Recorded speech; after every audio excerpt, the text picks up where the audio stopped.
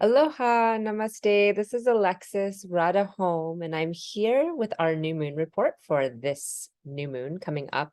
It's going to be on Friday, the 26th here in Hawaii, and in the very early hours in Pacific Daylight Time, it'll be 1:17 a.m. on the 27th and moving later from there.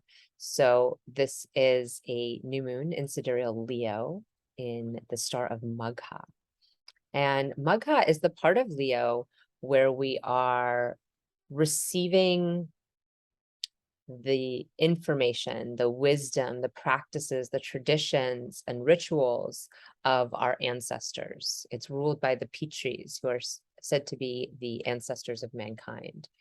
And this star really activates the part of us, if we think of Leo as being, ourselves as a leader, not just in the world around us, but the part of us that leads the rest of ourself. So our connection to source, our connection to consciousness itself.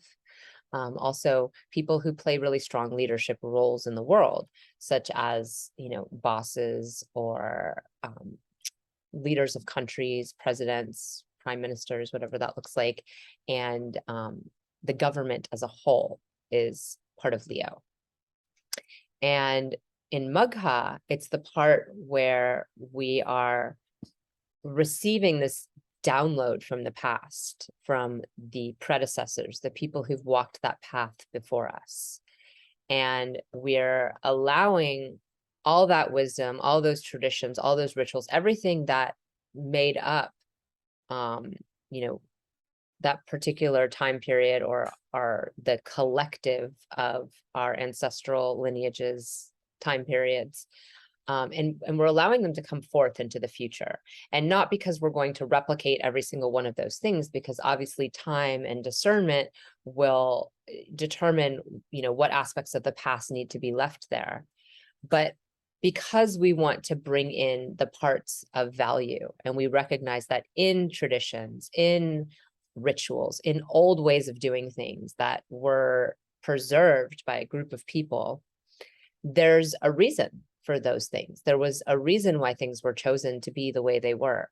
And often we have this modern mentality that's like, new is better, do away with the old, let's create new structures, let's make new systems. Everything from the past is, wrong or bad, or bringing forth these, this legacy of colonialism or patriarchy, or some systematic methodology of holding people back and controlling people.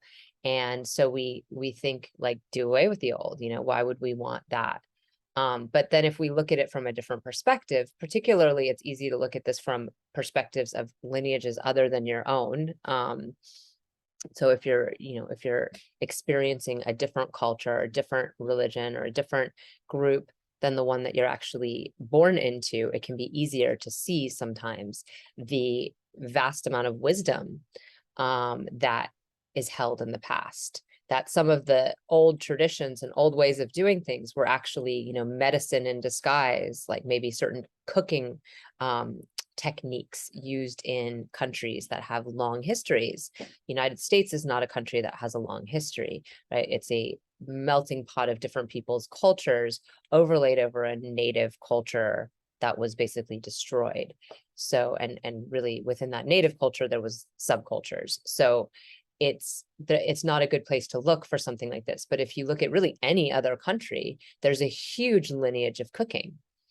France, Mexico, there's some countries that are better known for having good food, and some countries that are less known for that. But in those places that have, are less famous for their food, perhaps, we recognize that their food choices were made by what was available around them. So that's part of what made that part of culture, and food is a huge part of culture. But another part of it is using food as medicine. Particularly in Indian culture, we can really see how the different tastes are represented in food, how there's a certain wisdom to putting, perhaps yogurt on your plate, or onions on your plate, or using turmeric and ginger together, or different warming spices.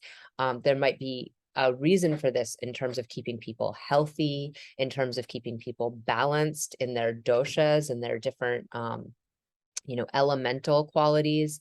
So there's a lot of wisdom in that. Now, there also might be carried forth using a lot of oil or fat or sugar, and maybe that really didn't translate well into modern society as things like wheat and sugar and certain crops really became over farmed and are less, inherently healthy than they maybe were back in the day. Wheat is a particularly good example of that. So some of the things being brought forward are going to be like, oh, we need to change that. We need to, now with the dairy production or dairy farms being as, as awful as they are, not being small, privately owned, or people with relationships with their cows, but these big scale farms. Maybe we need to cut out the dairy part of this recipe, or maybe because sugar is now just this really processed, processed white sugar is what we have access to. Maybe we need to cut out the sugar and use honey or use monk fruit sweetener or something else, or maybe we need to change this part of the recipe. But ultimately, the idea of the spices that are coming together or the particular arrangement of food coming together, we're going to get something out of that. And if we don't actually take in the awareness that this is what people used to eat in our culture, or in this particular culture we're looking at, then we're not going to ever evaluate that food and why it was the way it was and why it was made. And maybe some of it's very temporal, because that was all that was available, or, that was the needs of the people at that time. Maybe they had, more physical activity and less lounging around. Whatever the different things are that are different about then and now, we can recognize, we can use our qualities of discernment, our buddhi, our intellect, and we can say, well, this is not necessary in this current time. But the wisdom still holds of using those different flavors, or of taking, seasonal items that are growing at that time of year and using them at that particular time of year. There's still a lot of wisdom that can be brought through. I'm a Taurus rising, so of course I use food as the wisdom to receive from the ancestors, but there's of course wisdom in all different aspects of cultures and lineages. And particularly when it comes to leadership, it's important because there's, a lot of ego and a lot of greed and a lot of agendas that have driven people in positions of leadership over time. And so things have gotten convoluted, and the lineage doesn't hold quite as well as grandma's recipe. And so the need to really look back at all the parts of our lineage, not just the most recent one, but the farthest away as well, and see why choices were made the way they were, becomes increasingly important. And to really receive the qualities and aspects of that were, perhaps very attached to spirit, or, very much in integrity and about keeping people safe, or about keeping, our collective and the group in growing in a good way. So it's important to really remember. And that's a lot of what the star brings us to. It brings us to remembering. It is at a place in the, and I'm actually going to go ahead and share my screen so you can see the actual chart. And particularly for those of you who follow Western astrology as well, I know it can be really, challenging to wrap your head around, like a new moon in Virgo versus a new moon in Leo. And so I really like to show the actual chart so you can see the Vedic methodology. The zodiac that we use, the sidereal zodiac, is really much more matched to the physical sky, to the actual placement and location of things in the actual sky. The Western methodology and tropical zodiac is really much more attached to seasons, and it doesn't accurately reflect where things are in the sky. And it's important to recognize this, because when you're experiencing a new moon and you're setting something off, which is what new moons do, they set off a new cycle. Setting off a new cycle in Virgo is quite different than setting off a new cycle in Leo. And it's also important to recognize the moon will go into Virgo in just a couple of days, so that it's not that you won't experience Virgo energy. And as you can see, Mercury has just gone into Virgo. It's just that it's a different cycle that you're setting off, and setting off a cycle of purification and cleansing and the healing qualities of Virgo. Perhaps, even modesty is going to be very different than setting off a sort of bold and loud leadership cycle that Leo would entail. So having sun and moon together in Leo is also very powerful because it's the sun's own sign. The sun rules Leo. This is where we get our connection to source, our connection to consciousness. This is where our leadership and our shining bright comes from. This is why people in power are reflective of the sun, because it is literally our power. I mean, it's the energy that powers up light, heat, warmth. Our capacity to live here on Earth is very much coming from this radiant, fiery orb in the sky. And so it makes sense that in its own sign, every new moon, the sun sort of overpowers the moon, right? We don't see the moon because it's in the same place as the sun. A full moon, they're across the way from each other, and it's lighting up the moon. So our mind is being lit up. Our emotions are being lit up. In a new moon, our mind and emotions are being obscured. They're being darkened.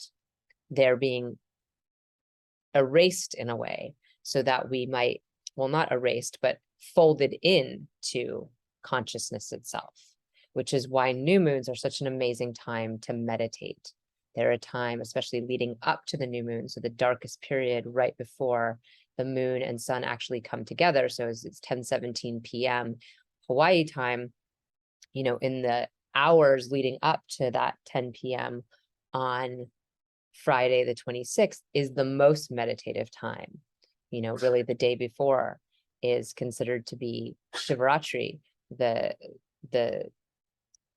point, the high point or the apex point of a month when you really can align your mind with consciousness and come into a deep state of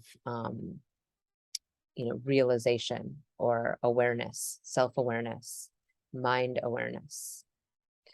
And so in this particular month, when the sun is in its highest radiance and power and really has a lot to offer us in terms of leadership and authority and wisdom from the past and downloads from the past, really reminding us of why we step in our power, not because of some ego boost or some reason to be on stage or to be important or to control other people, but because we're a vehicle for divinity itself to work through. So that we are a vehicle for all that is, whether you want to call it divinity or whether you prefer to call it energy, whatever you want to call it, we are the vehicle for that to express itself here on Earth. And the more we are able to control our own person and our own reactions and our own body and keep these things clean and clear and as a vehicle, as opposed to so full of ego and so full of our own agenda and so full of our own wants, desires, and greed, the more we are going to be serving not just everyone else or the rest of ourself, if we're talking about the sun leading our own self, all the other parts of ourself, but the more we're going to be actually leaving in legacy to the world, to all of society, so that when future generations call upon that energy of Magha and the Pitris and the ancestors of mankind, they are calling upon your wisdom and that which you brought forward that was not of you at all, right? Nothing that is that wise really comes from any one person. It's that we're allowing ourselves to be a vehicle through which it can pass. And so then you become a part of that chain, a part of that lineage. And your high importance in that one moment in time is then folded into the importance of everything before you and everything that will come after you that you will never actually see or experience. So this sun is particularly potent, and the cycle is particularly potent for really realizing the place you play in the community you live in society at large, in the world at large, and in your own home, and in your own, friendship circles or career circles, and particularly within your own self. The amount of control, power, and leadership you have over your own self. And it's funny how that's almost the thing that seems the least clear to many of us. We understand when we have a role of management or being a boss or an owner of something, we understand that that's our role and that we're playing that. When you're a parent, you certainly understand that you're the one paying the bills and you're also the one who's, in charge of the household flow and making things work. But it's rare that we really step back and think about the fact that we have the same role of leadership over our own self. And I think of the sun as being that king of our own selves. The moon is our mind, it's our emotions. Mercury is our communication, our discernment. Venus is our relational self, our capacity to be happy and our capacity to relate to others. Mars is our drive, our discipline, our courage, our action, literally our physical action. Jupiter's our higher wisdom, our capacity to, expand our mind towards truth, towards beliefs and ideals and things that inspire us. And Saturn is our commitment and our capacity to really manage our time and humble ourselves in the direction of whatever it is we need to do. So each of these are different parts of ourselves. And if the sun itself, if source itself is muted or dull or dark or connected to the mundane, so much so, where it's like literally we're being driven by money and, material resource alone, or we're being driven by fear, or we're being driven by anger, or we're being driven by a need to control somebody else or whatever. Everything else is going to be affected by that. No matter how good of dignity, your mind is in, no matter how good of dignity that Mars is in, whatever you're worrying up for, whatever you're, strengthening yourself for and doing your actions in service of, is going to have that muted, dark, or twisted message that's sending it there. It's going to be led by something that is not truth, not energy, not love, not God, something that is not of the higher realms. So of course, that's what we do see in our world, predominantly from leadership, predominantly from governments, predominantly from people who, are the heads of businesses and organizations that have such a huge share of our society that they're almost like governments within themselves. We do see this, that the download, the leadership connection is greed. Most of the time, most of the percent, it's coming from desire to accrue more money and controlling people. And as a result, we have very twisted everything else. No matter how hard they try to make this part right, it's like, it doesn't change the fact that the reasoning and the actual driving leadership force is tainted and twisted. And so it's up to each of us to step into our power, to connect, whatever you need to do to wire yourself up and allow yourself to take in the positive downloads and not just take it all in without discernment either, right? Really allow yourself to sift through and understand what is temporal, meaning what was really of that time and place and is no longer pertinent or relevant in today's world or in this moment. What was wisdom totally covered up by just some fluffy tradition or just something that seemed fun or romantic but didn't have a reason in it? And what are the different things that have been sort of shifted over time that are obscuring the message or obscuring the wisdom, or have kind of morphed it into something else? Was there wisdom lying beneath it? Was there something true that lays beneath that tradition or beneath that ritual or beneath that thing that has been maybe, a little altered through the course of time?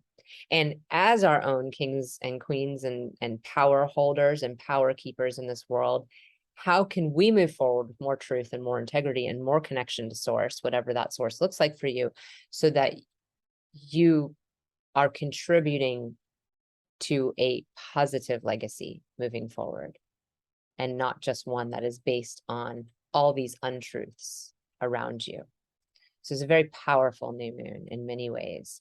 And certainly I hope that many people step into their power and are really able to receive the wisdom from the past, as opposed to just the fear, confirmation bias, anger, and greed. And really, greed largely comes from fear. It's really the other side of that. It's the fear of lack that makes one want to hoard more because they're afraid they won't have anything in the future, so they need to store it up. When we relax into the abundance of the world and into the fact that everything is enough and there's always enough, then we're able to stop stockpiling and storehousing and hoarding, because we no longer think, well, there won't be anything tomorrow. We just relax into the fact that we can live each moment and breathe each breath and eat each meal and trust that the future will hold more of that for us. And of course, we have a long history of getting past the fear that that will not happen. And pretty much most of history has been driven by a fear that that will not happen, that there won't be enough food in the future. And what's ironic about it is we end up creating a future where there's no food, or where there's not enough air, or where there's not enough water, or where there isn't enough resources for everyone, because of that driven fear to begin with, that caused so many mutations and so many alterations of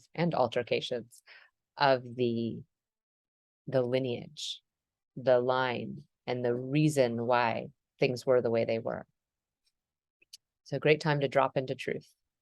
And particularly strong because Mercury has just moved into his own sign of Virgo. So our buddhi, our discrimination, our capacity to and it's funny because I think it's the word, when I say the word buddhi now, I think of this hot booty yoga that people do, and it just cracks me up a little bit, not because I am not a fan of dancing or whatever kind of yoga people want to do, but I simply because the word itself means discernment and is related to our intellect. So it's particularly funny that it got attached to that kind of yoga.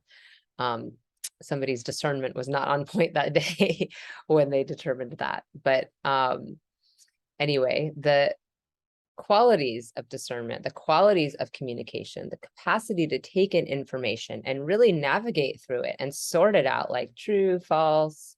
Yes, that's one way of sorting things. That's a very Marsian way of sorting things, right, wrong, black, white. But the capacity for nuance and detail, and really like, this is, a white sock and this is a white t-shirt or whatever, the capacity to determine more than just simple thinking is really what Mercury offers us here in Virgo. And that can really help with discerning messages and wisdom that's coming in from the past, right? And choosing lineage to connect with that really resonates for you, because we don't all have strong lineage to begin with. Some of us have very mixed backgrounds. So first of all, it can be difficult to understand what even would be the lineage to connect to for many people.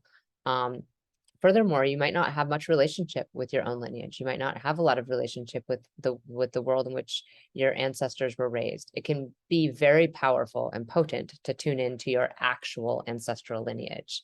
And sometimes it can be scary, or there can be a lot of blocks around that, but it can be very powerful to do that. But it can also be very powerful to tune into lineages that perhaps you might have more relationship with in this life, because you had relationship with them in past life, or because that's the compelling and interesting culture and worldview and religion, or cooking, or whatever it is that particularly attaches you to that culture, language, way of dress, practicing of ceremonies, way they practice sacred living. And so it can also be a discernment about what we're connecting to. Mercury is, not alone being in his own sign here, right? So we have the sun in his own sign. We have Mercury in his own sign. Actually, as I'm doing this video, the moon is in her own sign. She's in Cancer. We have Saturn and Jupiter also in their own signs, as they have been for many months now. So there's a lot of capacity for, high wisdom running right across from this Mercury. We have Jupiter and Mercury right across from each other. So that discernment in its own place and wisdom in its own sign.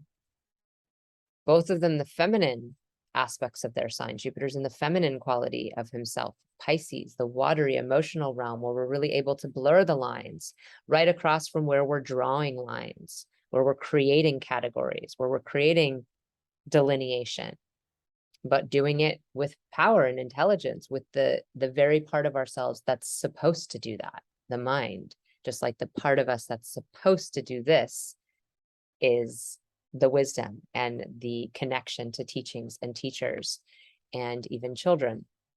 And then Saturn's in his own sign of Capricorn, teaching us appropriate fear and the very cold, hard realities. And this Saturn is giving a one-way drishti to Jupiter. So Jupiter and Mercury are across from each other, sending each other their gaze. Saturn is giving a one-way gaze to Jupiter, saying, hey, yep, you've got a lot of wisdom there. There's a lot to be expansive about, and everything is everything, and all the lines are blurred, and we're all one. But at the same time, all one is not going to pay your rent, or, all one isn't going to fix that broken leg, or the really morbid and hard realities that Saturn sometimes teaches us around aging and death and sickness and frailty and poverty and things that are very real concerns that we have in our world and perhaps hold within ourselves. Any one of us might have any of those particular concerns or all of those concerns in our own life. And if you're a really healthy 25-year-old who's being completely supported by your extremely wealthy parents, then maybe having, a lot of fear around your health and wealth is not practical and doesn't make sense. And that's not really the kind of fear that Saturn's bringing up here. Saturn's bringing up the kind of fear where somebody who's in their 70s, who's got some health problems, is very aware of those very real health problems and how every day they're moving a little bit closer towards the end of their days. Or how somebody who, has experienced a lot of financial hardship is very much facing the fact that they might not be able to pay, their rent in the next month or whatever it is that they need to pay for. So it's that very real fear. Both Jupiter and Saturn are now retrograde also. So this brings a lot of internalization of the energy. So it's intelligent energy, but it's being internalized instead of actualized. So instead of, committing to things here with Saturn in Capricorn that will help us, live a little longer or be a little less poor or whatever, it's like building up the fear and anxiety within ourselves around these things, putting the pressure inside, but not necessarily being able to get the output that we need in the outer world. With Jupiter, it's internalizing all these beliefs that are so expansive and really help us connect to source. But it's also, not making it in the outside world as well. It's not necessarily sending those same vibes out of us as it is building them up within us. But nonetheless, these being in their own signs are all going to help that sun get a more powerful download from the past, from whatever we're reaching into, and really help us align our power and our authority with truth and love. And that's important. We have Venus and Mars in very different situation. So while Mercury is now suddenly very intelligent and maybe we can say exactly what we mean, and that's really going to help our relationships, Venus has just entered into the, final part of Cancer. And in this particular star and general Aslacia, we are clinging. So Cancer is already the sign of the mother, and it's the sign where we give and give and give, and we don't expect anything in return. It's unconditional love.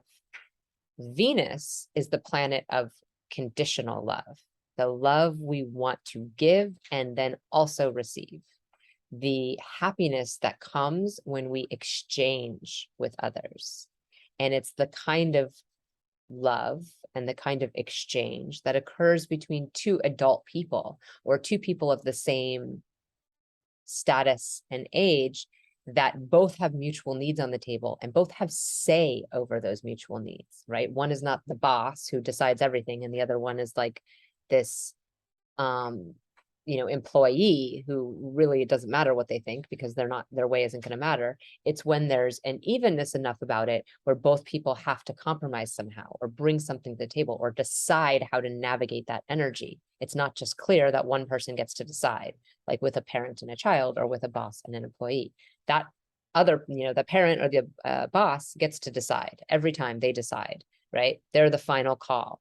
The other person can either work with it or not work with it. As a child, you have almost no choice not to work with it, but you also get a lot of unconditional love. A lot of things come to you that you then don't have to return back. So that's the difference in those energies. Well, when Venus is in Cancer, we have a tendency to overgive in our relationships to compensate for the fact that we maybe don't feel as connected as we want to. But what happens is we don't receive back as much as we are giving from our own perception. It's always funny when it's a transit because this is not in someone's chart, right? This is not a specific natal chart. This is everyone's chart. So actually everyone else probably is giving you as much as you're giving, but you don't feel it. You don't feel it. You're not sitting there thinking, oh, this person has done this, this, this, and this for me. You just sit there thinking about all the things you've done for them. We have a harder time connecting in relationship when Venus is in Cancer because we're so caught up in the part where we're not actually getting a return on our investment. We act like we don't care about that. We give, oh, I don't care. Oh, no, I don't need you to do anything for me. Oh, no, it's fine. But then it's like, well, wait, actually, I feel bereft. I feel like I've given and given and given, and I haven't received anything in return. And now what? Now I've given and my relational needs are still not met. My physical needs, my emotional needs, whatever they might be, are still not feeling met. So this is already a challenge, and we've been traversing this while Venus has been in Cancer. But Aslesha is particularly the part of the mother that won't let go. It's a serpentine energy. Aslesha is referring to the Naga kingdom as a whole and Snake kingdom, but it's particularly referring to like Sesha, the Ananta Sesha, the many-headed snake or serpent that Vishnu is resting on while he's dreaming up all the different universes and emanations of life that we all experience. So in this dream that is Vishnu's, the reality that we're all playing in, if you can work with this metaphor for a moment, he's resting on a bed that is the underworld, which is like the subconscious. So the Naga kingdom, the serpentine kingdom, is holding up the reality that we're living within. The subconscious is the bed upon which the conscious self is resting. So what's going on down there is going to drive what's happening up here. If many snakes are biting and all over the place around, it's going to be kind of a wild, chaotic dream that is going to come out of Vishnu.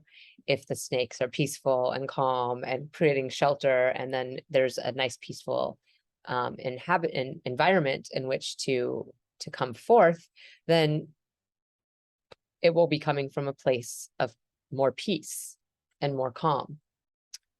So within each of us, we have our subconscious with all of our fears and all of our doubts and all of, yes, that ancestral lineage, and that not just our own, not just from our mother and our grandmother or our father and our grandfather, but also from everyone else around us and all of our past lives and the societies that we've lived in again and again. We've all lived in these crazy societies. I mean, if you read history and think of it from the perspective of having lived past lives, you're thinking of the fact that almost every period of time, every epoch of time has had a lot of trauma, a lot of tumult, at least in this most recent yuga that we're in, this period of Kali Yuga that we're traversing. So we've experienced a lot of darkness, and we've experienced a lot of pain, and we've experienced a lot of suffering, and we've inflicted a lot of those things upon others.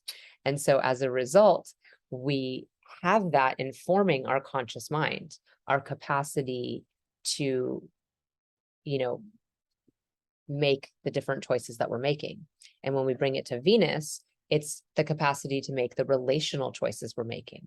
So when we choose to, connect with another person and maybe do all these different things for them in an effort to have our needs met, we then are bringing forth all that baggage from the past and all of that subconscious stuff and everything else that we hold within ourselves,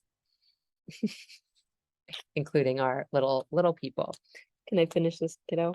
Okay. Thank you. So Aslacia is the part of us, the part of the mother, right? That's clinging and holding on to her children and not allowing them to go be themselves, not allowing them to be free in this world, not allowing them to set off, trusting that everything she did before, all that nurturance and all that raising that she did before, would set him off in a good way, but like still holding on, like I still need to control every movement. I still need to, make sure this is happening. And in relationship, we can see how this can be very challenging because it can be very controlling and very emotional. It still has that emotionalism of Cancer and that, oh, but you don't love me. You must not love me if you didn't do this for me. He didn't wash that dish, so he probably wants to leave me, or whatever the different stories are that we come up with in our head. But then also that part where we're clinging and we can't let go, and we can't just go, outside to take a walk by ourselves or go do our own meditation or take a class or go out with friends or whatever that thing is that we can do.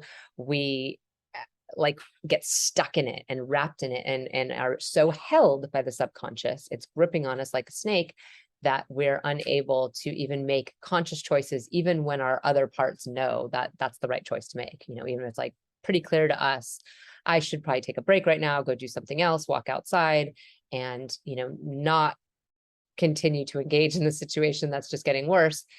We sometimes have trouble doing that. We have trouble letting go of the relational hold. So Venus is particularly challenged in this placement for that reason. Particularly if you're in relationship, and of course, I always feel the need to say that the different planets rule different things for each of us. So Venus is this indicator, this karaka of, he took my advice to go take a walk outside, I guess. Is this indicator, this karaka of relationships. But for people who are Mars ruled, Aries and Scorpio rising sign people, that is then also their 7th house. So Venus is very much about relationships for them. Whereas for somebody who is like, I'm a Taurus rising or a Libra rising, it's their ruling planet. So it has more to do with yourself, actually, and your own identity. And for like a Leo rising, Venus is your 10th lord. It has to do with your career. So it's going to affect relationships for everyone where Venus is, but it's also going to more affect the relationships of, say, a Mars ruled person, and affect other things like career for a Leo person. So it's important to recognize that when we're moving through the energies. These are transit reports that affect everyone. And I do often go through those reports for all 12 signs of certain transits that are longer transits because of this reason, because it's not the exact same thing for everyone, right? It's very different for each of us. And Venus in particular is really traversing some relational challenges at this point, because in Gemini, Venus had, a lot of flexibility, and communication was high, and flirting and fun, and the idea of talking just to know each other, or just to know more information, as opposed to having sort of a hard-hitting agenda. Those kind of things are really in play when Venus is in Gemini. And the shift into Cancer really shifted that energy for us, where it's like suddenly more controlling, or more, nurturing, but with something on the other end of that, where there really is an expectation in return. And when Venus finishes out this part and moves into Leo, we're then going to have a part of, suddenly it goes from being this sort of weepy, like, I keep doing for you and you never do for me, to this sort of like, I am the king, I am the queen, I'm on my pedestal, and everybody should fawn over me and send me jewels and bow down at my feet. So it's a real shift energetically. And all the water signs to fire signs have this energetic shift. All the signs have a shift of some sort, but particularly the water signs to the fire signs do, because they have what's called a Gandanta point, which the word actually just means a karmic knot. It's a knot that is between these two places. And it's not a star that bridges it. So all the earth to air, air to water, and fire to earth signs have one star, one nakshatra that goes from one into the next. So the planet is riding on that star as it moves into the next constellation and the next set of energy. From water to earth, from water to fire, excuse me, there's no such star. It ends at Aslesha, that clinging star, which is ruled by Mercury, the intellect, in the Vimshottara system, at least. And then it goes into Magha in Leo, which is that new moon we're in. And Magha is ruled by Ketu. So I find that interesting because it's like the new thing that we're starting, in the mind. We have this whole ego mind identity that's going on. And then we actually have a complete break. Nothing is there to help us move into the next energy. We just have to take that leap of faith. And we arrive in the next place fiery, right? We come from like this emotional weepy place and then just have to kind of release it and jump into a fiery place. And the first thing that happens is a rulership by Ketu, which is that past life energy. It's actually where we have all this past life information and past life knowledge and past life access. And that brings us into the next phase, where we don't have any actual thing we wrote in on. All we have is this like conscious, this subconscious, and this collection of past experiences and wisdom and knowledge that we don't really have a head to engage with. So we need to just remember it from another place, from within ourselves.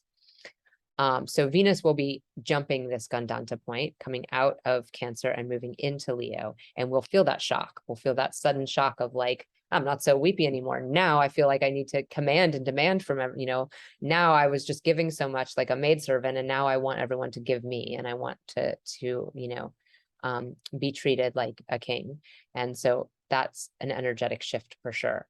And then of course, when Venus moves into Virgo, we'll be moving into debilitation. So we'll really see our relationships have the full gamut of, overgiving, unconditional love, but really feeling, like we're giving too much and we're not being appreciated, to you will appreciate me or else, and this sort of standing up on our pedestal, and then into this land of nitpicky, nothing's right, nothing's perfect enough. Oh my goodness, you're not perfect enough. I'm not perfect enough. Everything's, kind of this nervous Virgo energy. So it's a tough run for relationships in general, this period of time, whenever we navigate the Venus passing through this time. It's Venus travels very close to the sun from our perspective here on Earth. Of course, the sun's not actually traveling, but Venus is between us and the sun. Mercury and Venus stay close to the sun for that reason from our perspective, because of their proximity to the sun.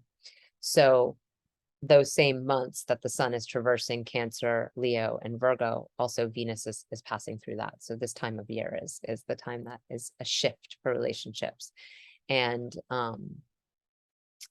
just something to be aware of. And then Mars is the final thing I'll talk about here. Mars is jumped into Taurus, sidereal Taurus. So I did talk about this a little bit last time, because it was right after the full moon that this happened, but or maybe right the same day or the day before. But Mars was joined Rahu for a while in Aries, really exacerbating our anger, really blowing things up and exaggerating this part of us that can get so irate or so physical and explosive. And now he's in Taurus, and there's a lot of the discipline and courage that's available in Aries with Mars is a little less available in Taurus. So first off, we might just feel like a little lazier, a little bit less able to adhere to these austere goals we set for ourselves, and our routines or our discipline or our daily practices might be kind of a little more all over the place. But it's still an earth sign, and there's a quality of doing in the earth signs. There's a quality of moving forward, even if it's at a plodding pace. And that's really how I look at Taurus, is the moving forward. But like, oh, there's a pretty rose, let me stop and smell it. Oh, there's some food, let me stop and have some snacks. Oh, I'd like to take a bath. Sure, I'm gonna take a bath. I see a nice spring, I'm gonna go sit in the spring. Like this quality of like getting somewhere, but doing it sort of slowly, meandering, and enjoying yourself along the way. And Mars doesn't particularly like that quality, that Venusian quality of enjoyment and pleasure and stopping to smell the roses and eating a snack. Doesn't really work for Mars's super discipline, like this needs to be done, kind of, exercise yourself, strengthen yourself, courage yourself, then we're going to fight a battle. It's like not really preparation for battle. It's more like taking a rest, but still continuing to do something. It's not completely laid out, or in the emotional hospital bed that it is when Mars is in Cancer. So we do have some qualities of that. And the biggest thing about this transit is that it's very long. Mars is usually moving through signs within about 3 months, and often less, more like a month and a half or 2. And so it's particularly big when Mars stays in a sign for a long time. And he's going to jump out like for just a brief moment at the end of October into Gemini, and then immediately move into retrograde motion, which is a perceived motion. So the planets don't actually start moving backwards. They just slow down to the point where we here on Earth are moving at a rate that's faster, where they feel like they're actually going backwards. Because all of the planetary positions we're seeing, like when I say the Vedic placements are more accurate than the Western placements, it's from our perspective here on Earth. It's like holding up, a telescope to the sky here on Earth. And we can't take away the fact that we are actually moving here on Earth also, right? This planet is moving. And so it's always going to be in relationship to that. We're not projecting ourselves into outer space and seeing things. We're standing on this Earth and seeing it from that perspective. So when Mars begins the retrograde period in October, he's going to have barely stepped into Gemini. So the entire retrograde period is basically going to take us back into Taurus, and then he'll have to move back through it again. So it's not going to be until about March, I think 12th or 13th of 2023 that Mars will actually be exiting Taurus for real. And so this is an energy we're going to get really used to. And I'm working on a report for this because I do love to do those transits, those big transits for all 12 signs. And I'll really show, like I said, in the example with Venus, where Venus is really the 7th lord for Mars ruled people. Well, of course, for those same Mars ruled people, Mars is the 1st lord. So it's going to be themselves. And it's going to be either in the 2nd house for an Aries person, or, oh, thank you. Thanks, baby bear. Or in the 7th house of relationships for a Scorpio person. For a Taurus person like myself, it's your 7th lord right on your rising sign. So it's going to be really different in how it activates in your life. The different houses are the playing field. It's the actual thing in your life, your career, your relationship, your home, your money, that's actually activating in your life. And so it's really important to understand these transits in that way. So I am going to get that going, and at some point we'll have that ready and sending out to my email subscribers. So if you're not already an email subscriber, you can go ahead and sign up. The email is at the bottom here, www.radhahomeyoga.com. If you are already a subscriber, I send these reports to you automatically, so then that will just come when it's ready. And generally speaking, I just send out reports every 2 weeks for the new and full moon, but these big transits I do. And there's also one right now going out for Jupiter in Pisces, for Saturn back in Capricorn, because Saturn stepped into Aquarius and then jumped back into Capricorn. I sort of revised that report of Saturn in Capricorn and resent that out. And then also the nodes. So this axis of Rahu in Aries and Ketu in Libra, which is, right now sort of lying in a rest period, if you will. When we had Mars joins Rahu, we were really, that North Node was really exacerbating Mars. And at the moment, nothing has joined Ketu. So as we start to see these planets trickle in here, and certainly when we move into the new and full moons that will be eclipses, we'll see the nodal axis heat up quite a bit, but the energy is definitely present, ever present and there. So I hope this was helpful for you. I appreciate your, energy of being here and receiving. And if you have any questions or comments, feel free to leave them down below, or to share this with your friends if you feel it useful. And I'll see you again soon. Blessed new moon. Namaste. Hi.